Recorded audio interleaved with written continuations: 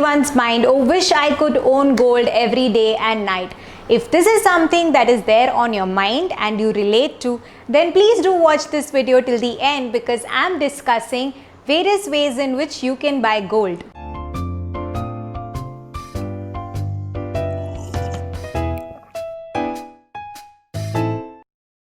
Namaste, I'm Akriti Agarwal Iyer and welcome to our series Are You a Money Virgin? In this series, I will break down various financial concepts for you so that you newbie investor can get investing right away. So we are starting with gold because why not? We all love gold and it is considered as the ultimate financial backup for any kind of emergencies. So kahin na kabhi we all invest in gold, especially physical gold. So we've divided this video into two parts and in today's video I'm going to discuss about physical gold. You can buy gold jewelry from your neighborhood jewelers or from bigger brands like Kalyan, Tanishq and many more. Just remember one thing, that the jewelry that you buy is considered as a personal asset and not an investment asset. Physical gold or jewelry is not a preferable investment asset because of concerns like safety, purity, security and making charges which can range from anywhere between 10 to 15%. For instance, if you go to a jeweler to buy jewelry and pay him 10,000 rupees, you would get gold of approximately 8,500 because 1,500 rupees would go towards making charges and GST. Now, in spite of this, if you want to invest in gold in physical form, you can look at gold coins because there is no making charges as such. You can buy gold coins from your jewelers, banks, financial institutions and also on e-commerce websites. One thing to note here is there are still certain fees and charges which are payable on your gold coins. So if you go to a jeweler to buy gold coins worth 10,000 rupees, you would get gold back of approximately 9,500 rupees because 500 rupees would go towards GST and jeweler charges. So these are certain points which you should keep in mind when you're buying physical gold. However, when we go to buy physical gold, there are certain concerns that we all face such as affordability, purity and authenticity. Given the high price of the gold which is currently at 53,000 rupees per 10 gram, it is difficult for a normal person to go and buy big jewelry. And to cater to this problem, a lot of jewelers have something called as gold saving schemes. In such schemes, you have to deposit a fixed amount with the jeweler for a fixed tenure. At the end of the tenure, he'll give you a bonus or a gift as an incentive and you can buy jewelry of your choice for that amount from the jeweler.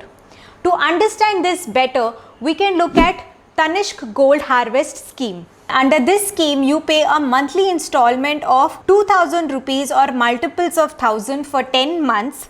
After that, you can avail a discount of up to 75% of the first installment that you paid at the time of buying jewelry. You can own a choice of Tanishq jewelry with the total amount that is accumulated. To understand this better, let's run through this example.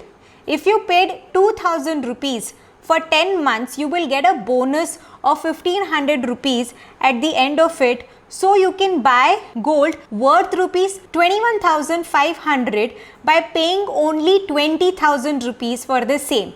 And this is how gold saving scheme work because slowly and steadily you can buy jewelry of higher prices.